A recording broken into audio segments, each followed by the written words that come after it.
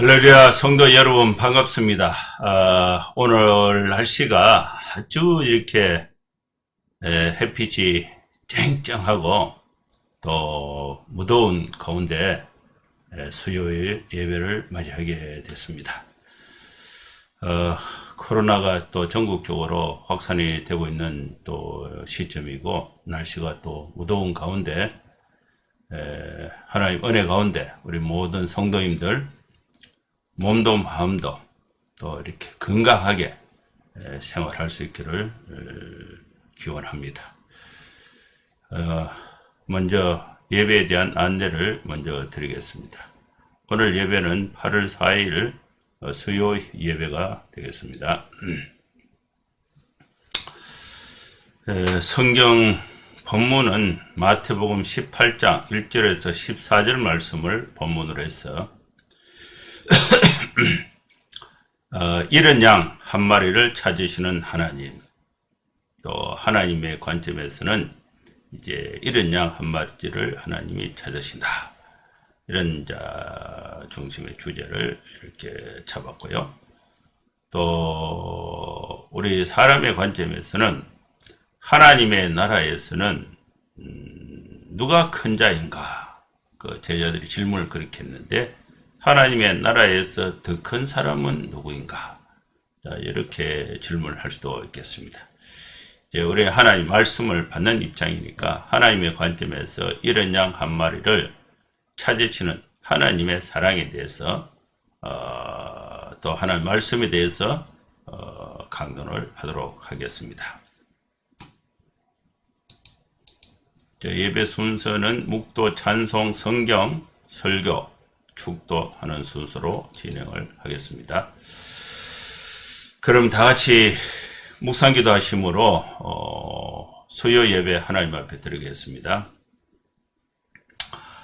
거룩하신 하나님 아버지, 날씨가 덥고 코로나 상황 가운데 우리가 하나님 앞에 예배하기 위해서 모든 생업과 일수를 멈추고 주님 앞에 예배로 나아갑니다. 이 예배를 주님이 기쁘게 받아주시고 하나님께서 우리 모든 성도들에게 한없는 끝없는 하나님의 사랑과 은혜와 축복으로 함께하여 주시옵소서. 예배 가운데 주님을 높이고 또 우리의 모든 필요들이 또 하나님의 말씀과 또 기도 가운데 힘을 얻을 수 있도록 우리 성도들의 삶을 하나님께서 늘 성령으로 충만하게 인도하여 주시옵소서.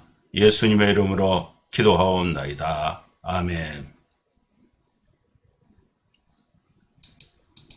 찬송가 400장입니다.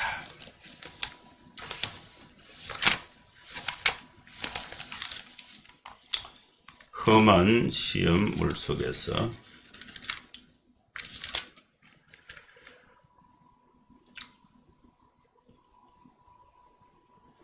험한 시험 물속에서 나를 건져주시고 노한 풍랑 지나도록 나를 숨겨주소서. 주여 나를 돌아보시사 거의 품어주시고 험한 풍파 지나도록 나를 숨겨주소서. 권세 능력 무한하사 모든 시험 이기고 국난까지 다스리는 주님 앞에 비오니 주여 나를 돌보시사 거의 품어주시고 험한 풍파지라도록 나를 숨겨주소서. 죄악길에 빠진 이 몸 캄캄한데 헤매며 부러지는 나의 해원 들어소서 내 주여. 주여 나를 돌보시사 거의 품어주시고 험한 풍파지라도록 나를 숨겨주소서. 아멘.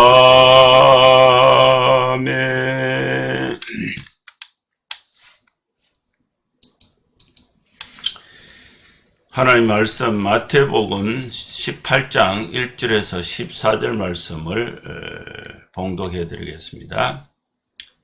여러분 화면에 같이 읽으시면 되겠습니다. 그때에 제자들이 예수께 나와 이르되 천국에서는 누가 크니까? 예수께서 한 어린아이를 불러 그들 가운데 세우시고 진실로 너희에게 이르노니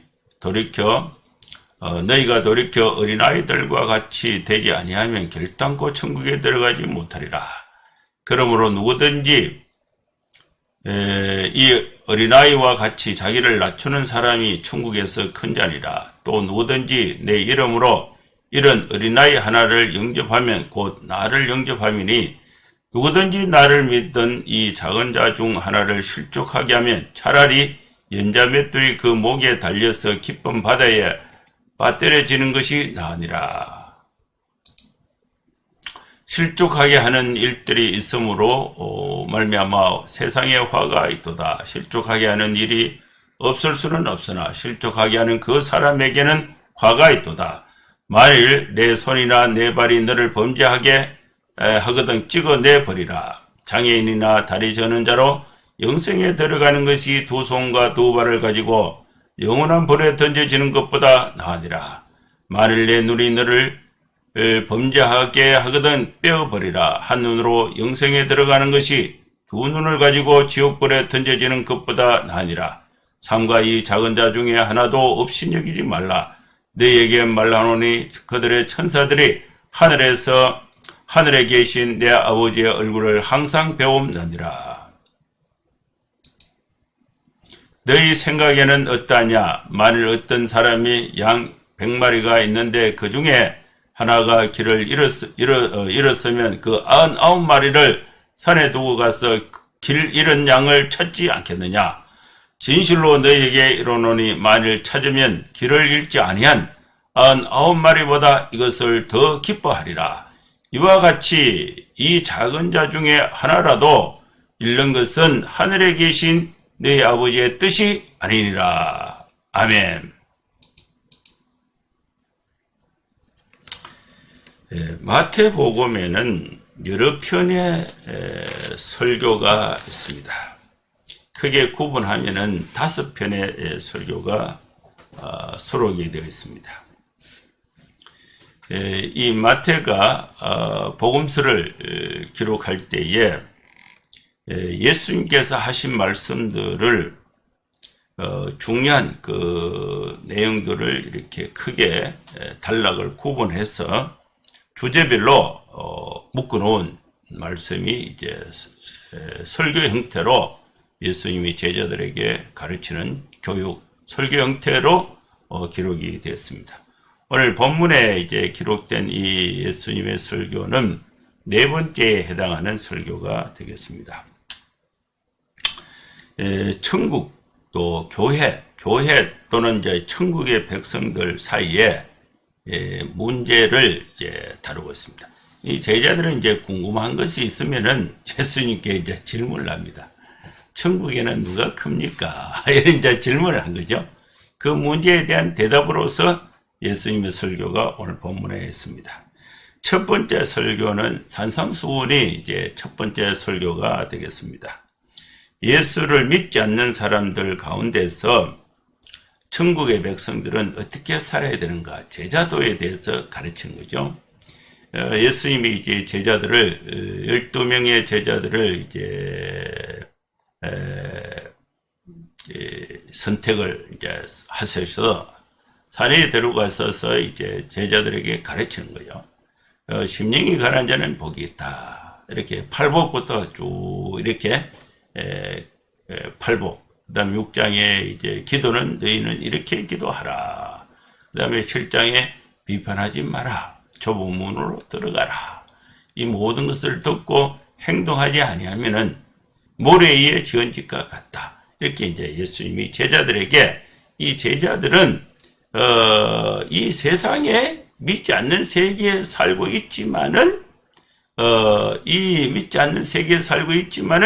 이 세상에서 예수를 믿는 하나님의 나라의 백성으로서 살아가야 할 삶의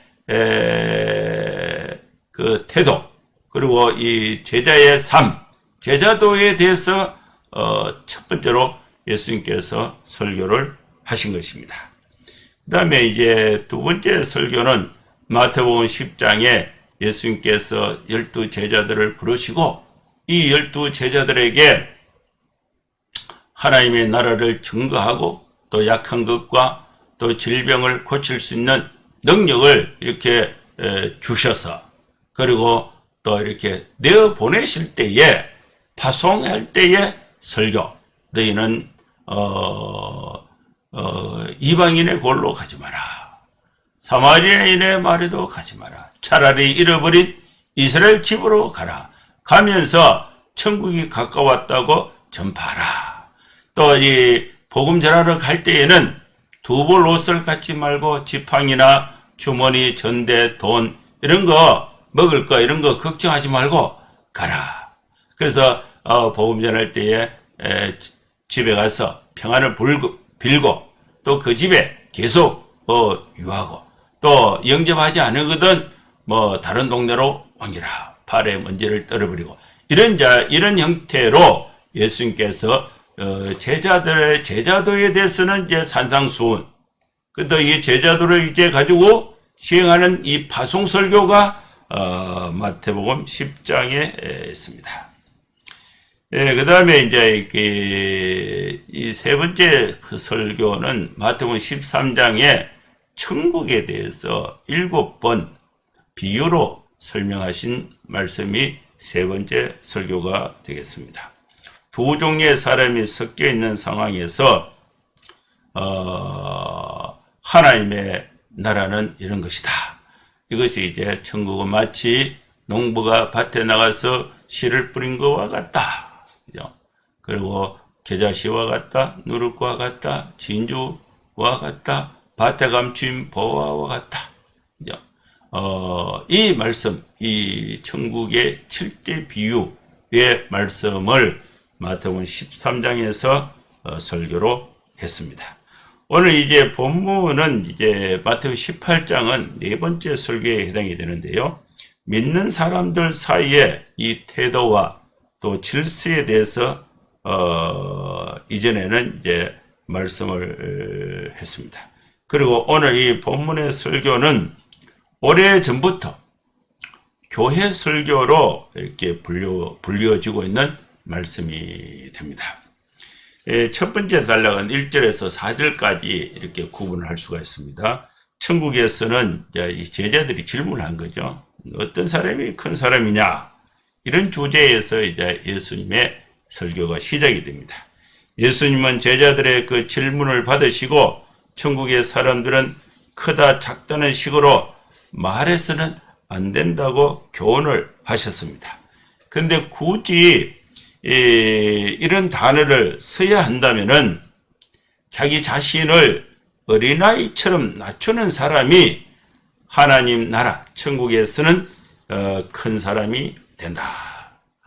어린아이처럼 되지 않으면은 아무도 천국에 들어갈 수 없다. 이렇게 말씀을 하셨습니다.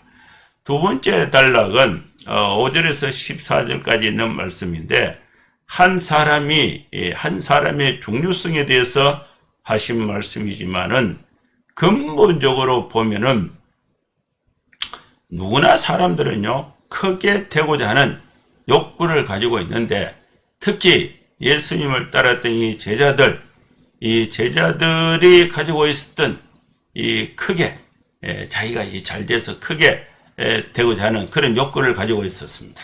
그래서 이 제자들 또 곧 이 지도자들에게 주신 말씀이 5절에서 14절 말씀으로 볼 수가 있습니다.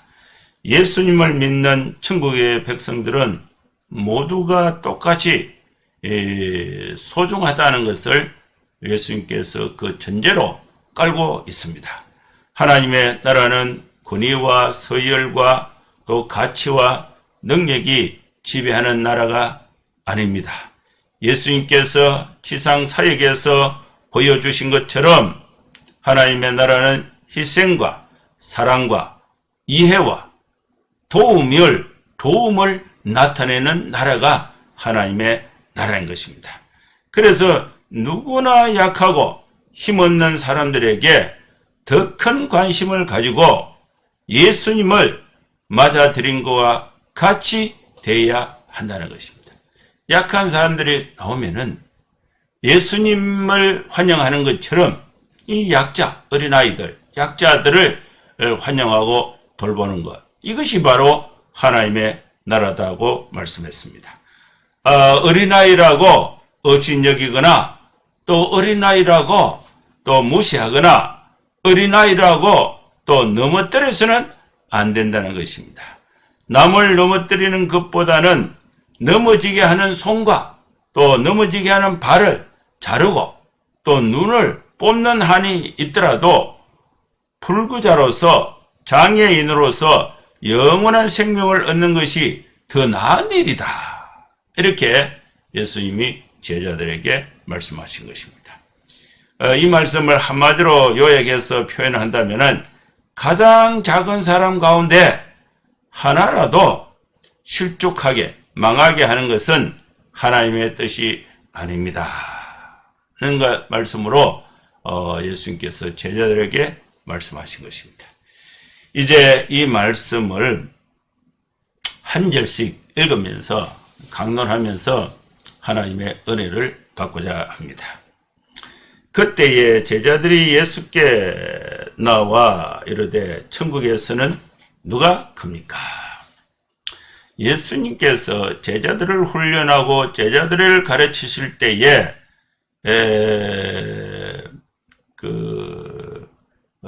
이 설교의 방법을 보면은 지금 우리하고는 조금 차이가 있는 것 같아요. 제가 이제 오늘 이 설교를 할 때도 더 여러분들이 저에게 질문을 해서 대답한 것은 아니에요. 여러분이 어떤 생각을 하고 있는지 또 어떤 궁금한 것이 있는지 저는 모릅니다. 아무도 말을 안 하니까. 그래서 성경 본문 순서에 따라서 오늘 성경 본문은 이겁니다. 여기에서는 이제 이런 메시지가 있습니다. 여러분 은혜를 받으십시오. 이렇게 이제 일방적으로 선포하는 것이 제가 지금 우리가 하고 있는 설교 방식인데, 근데 예수님은 그게 아니었어요. 제자들이 예수님의 사역에 함께 있으면서 이 제자들이 예수님께 질문을 합니다. 그래서 이 문답형, 듣는 사람이 필요가 무엇인가? 듣는 사람이 무엇이 궁금한가? 이 수요자, 듣는 사람, 청취자 중심, 필요를 느끼고 있는 사람이 뭔가? 필요 중심, 필요 중심 수요자, 청취자 중심의 설교를 예수님께서 하고 계시는 것입니다. 그때에 제자들이 예수께 나와 이르되 천국에서는 누가 큽니까? 여러분 궁금하지 않습니까? 여러분 이제 우리가 오늘 갑자기 예수님께서 재림하시면은 이 땅에 우리의 모든 삶은 아무 소용이 없습니다.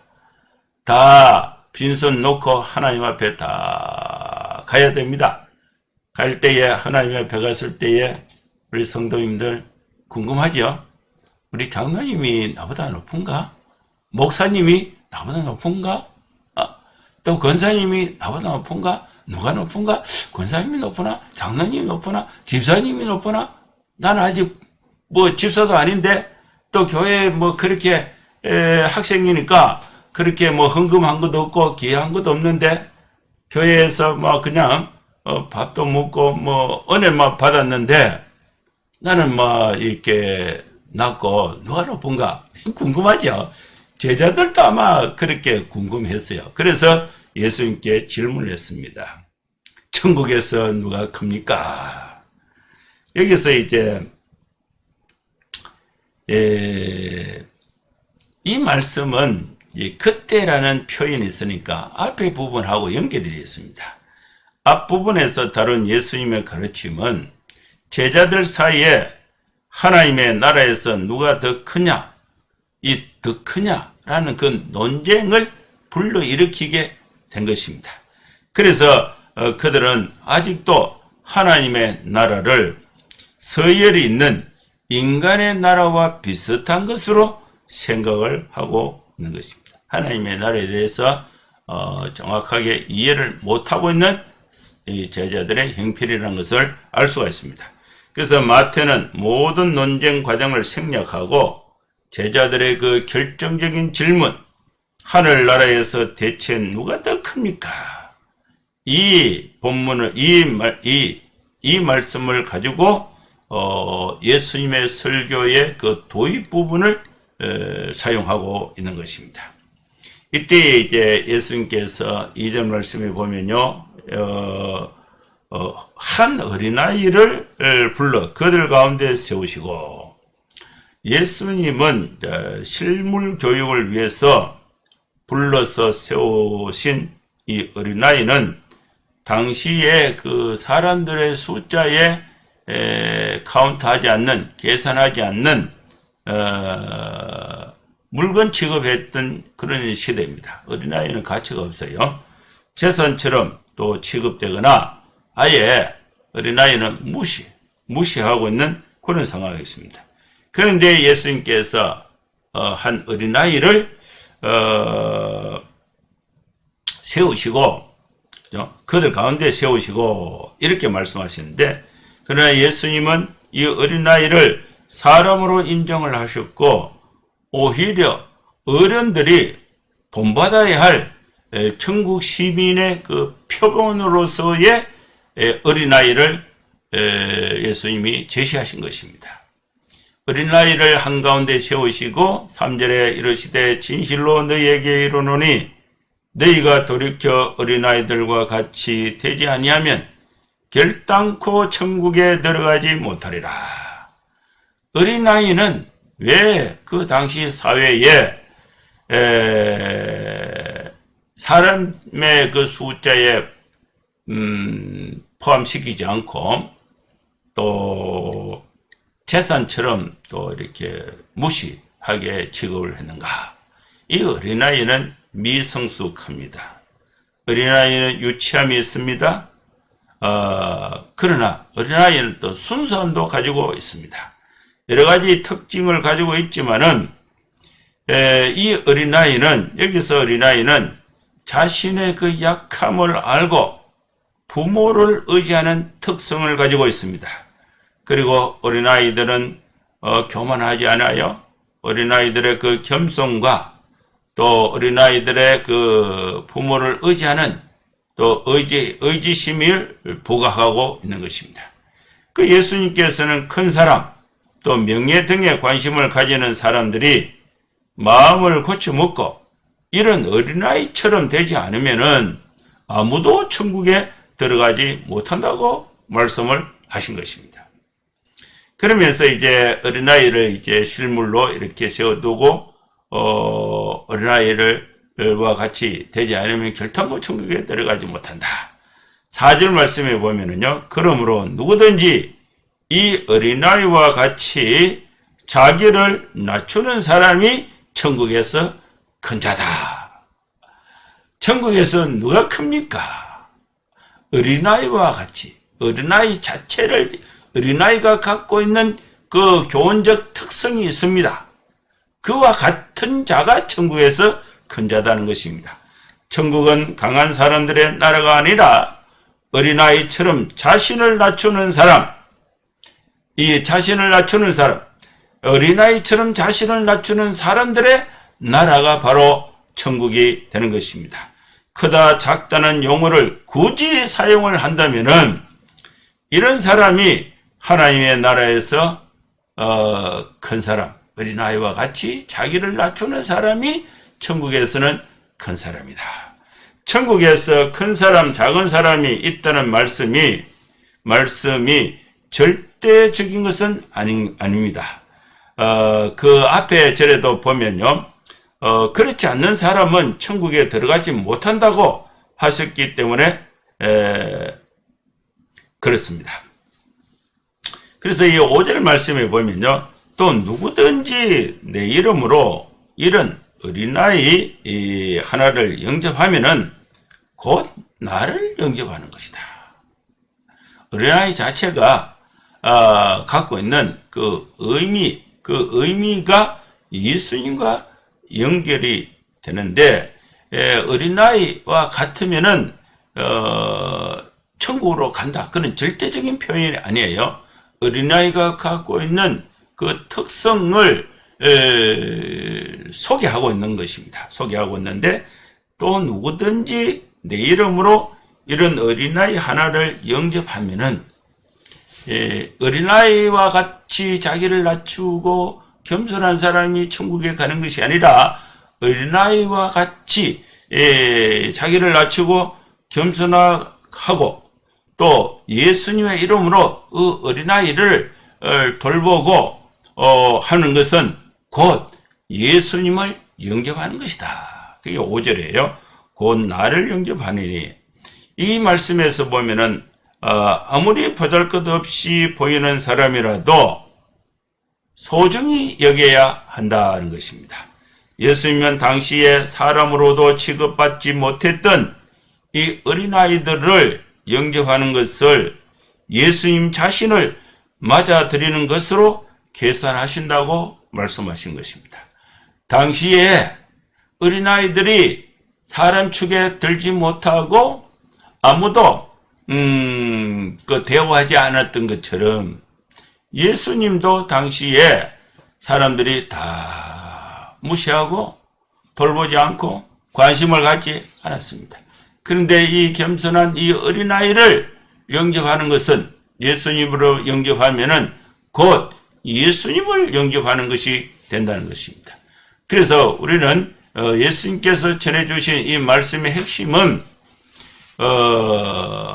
이 겸손하게 아이들을 무시하지 말고 또 예수님을 무시하지 말고 아이들을 예수님의 이름으로 영접하면은 곧 예수님을 영접하는 것이 된다는 것입니다.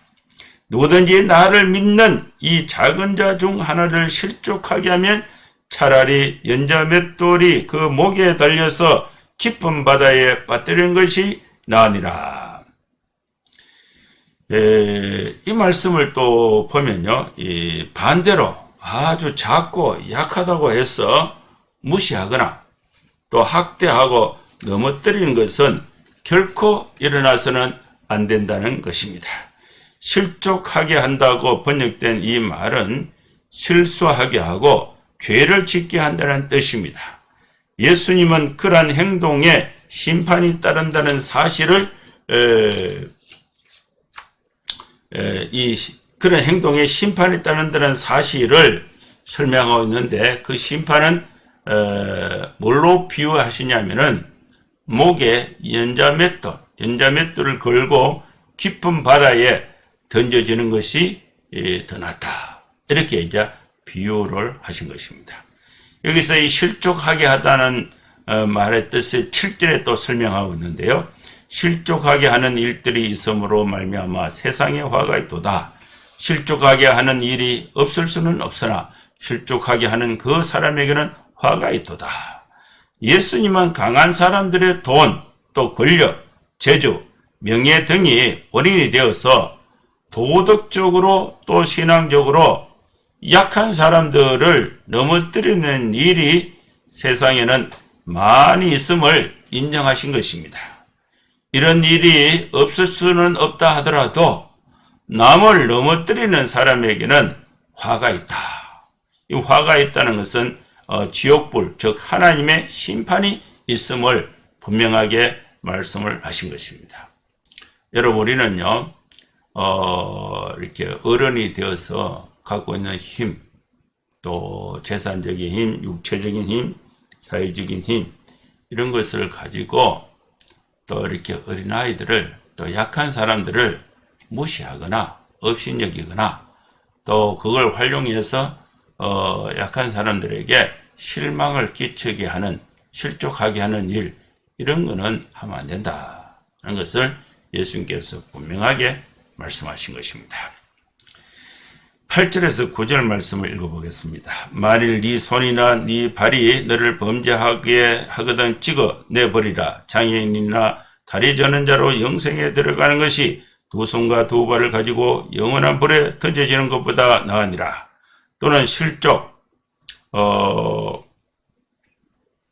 만일 내 눈이 너를 범죄하게 하거든 뼈 내버리라. 한 눈으로 영생에 들어가는 것이 두 눈을 가지고 지옥불에 던져지는 것보다 낫다고 말씀했습니다.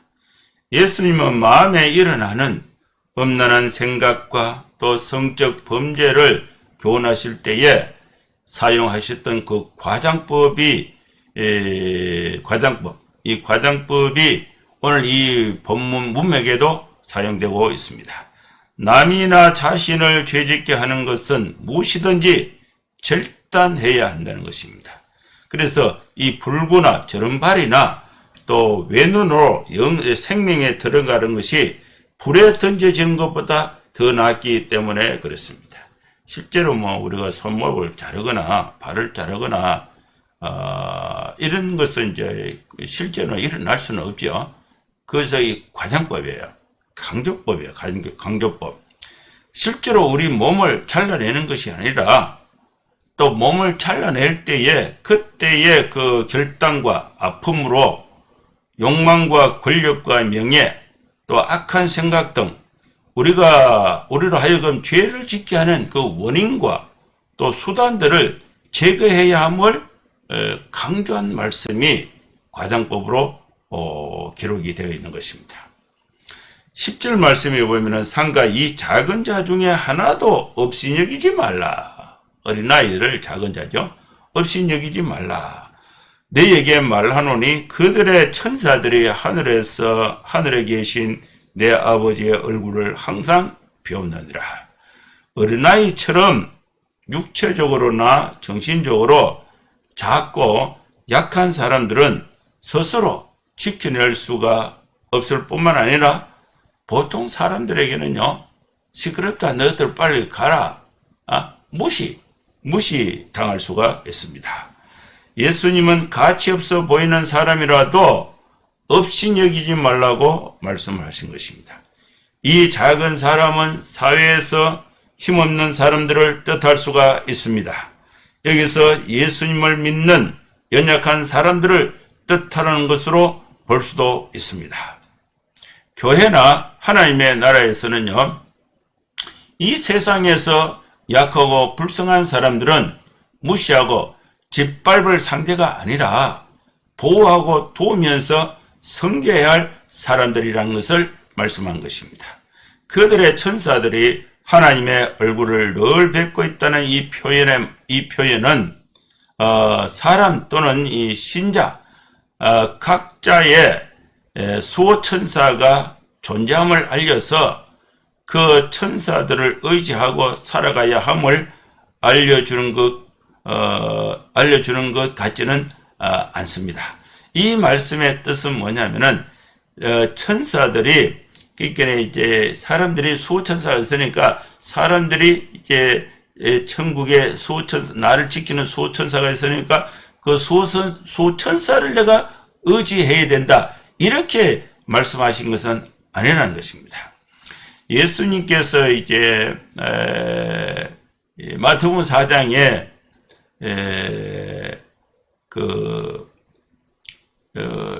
마태복음 4장에 40일 그 고난을 40일 금식하실 때에 천사들이 와서 수종 들었다. 마태복음 4장 11절 그런 말씀이 있습니다. 예수님을 믿는 사람들을 돕는 역할을 하는 진정한 보호자는 하나님의 명령을 수행하기 위해서 기다리고 있음을 알려주는 것으로 보는 것이 합당한 것입니다. 여러분, 우리가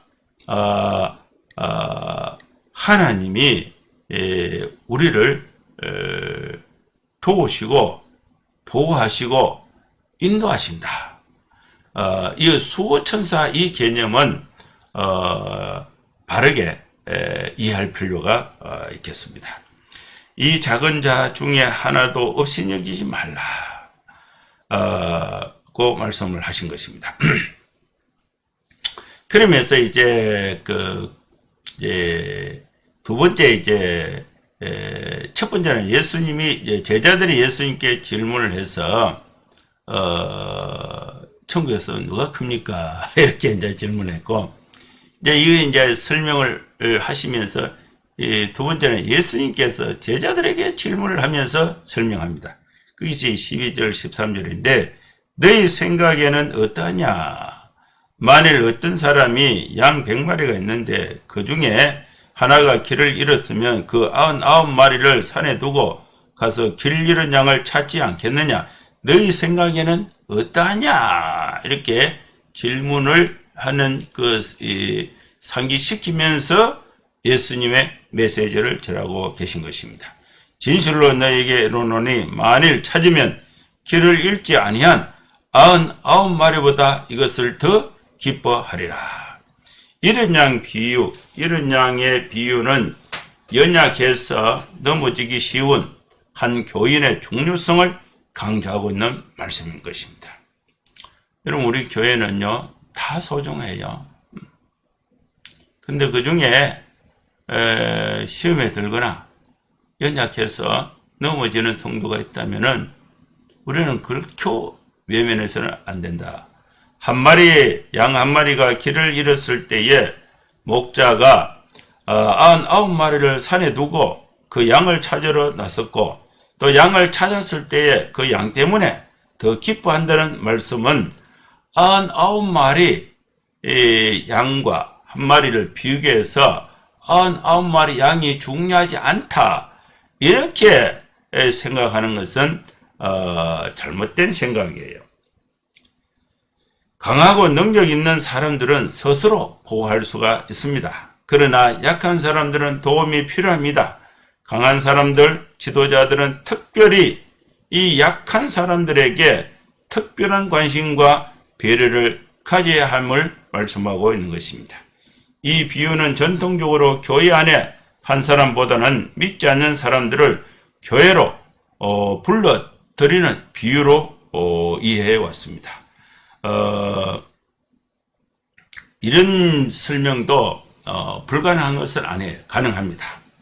하지만 이 문맥에서 보면은 신자 중에 시험에 들거나 약자가 생겼다, 그것을 결코 소홀해서는 안 된다, 잘 돌봐야 된다, 이런 말씀으로 이해할 수가 있습니다. 그러면서 이 14절에 이제 결론의 말씀이 있는데, 이와 같이 이 작은 자 중에 하나라도 잃는 것은 하늘에 계신 너희 아버지의 뜻이 아니다.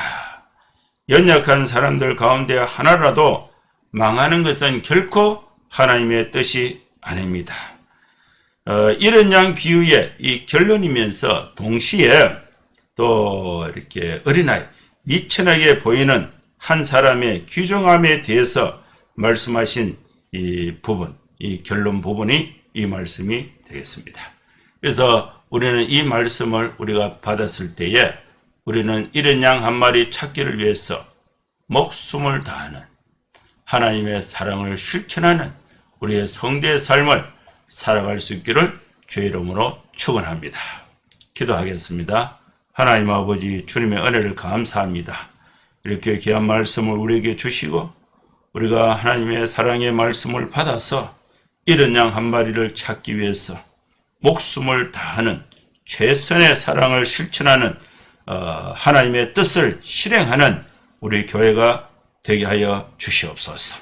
우리가 하나님 교회에서 높아지기 위해서 노력하기보다 예수님께서 말씀하신 이 교훈을 따라서 겸손하고 낮아지면서 어린아이를 영접하는, 그래서 예수님을 영접하는 믿음의 삶을 온전하게 살아갈 수 있는 저희들 되게 하여 주시옵소서. 이 코로나 상황 가운데서도 우리 모든 성도들이 또 건강하고 안전하게 또 성령으로 충만해서 힘있게 또 살아갈 수 있도록 하나님의 도우심과 은혜가 우리 성도들의 개인과 가정에 또 직장에 하나님이 함께하여 주시옵소서. 예수님의 이름으로 기도하옵나이다. 아멘. 축도하겠습니다. 이제는 우리 구주 예수 그리스도의 크신 은혜와 하나님의 사랑과 성령의 감동과 역사 충만 축복하심이 이곳에 함께 예배하는 모든 성도들 머리머리 위에 이제로부터 영원토록 함께 있을지어다. 아멘. 예, 감사합니다. 예배는 마쳤습니다. 건강하게 손 씻기, 거리두기, 마스크 착용, 또 안전하게 또 생활하시고 또 주일에 또 뵙도록 하겠습니다. 감사합니다.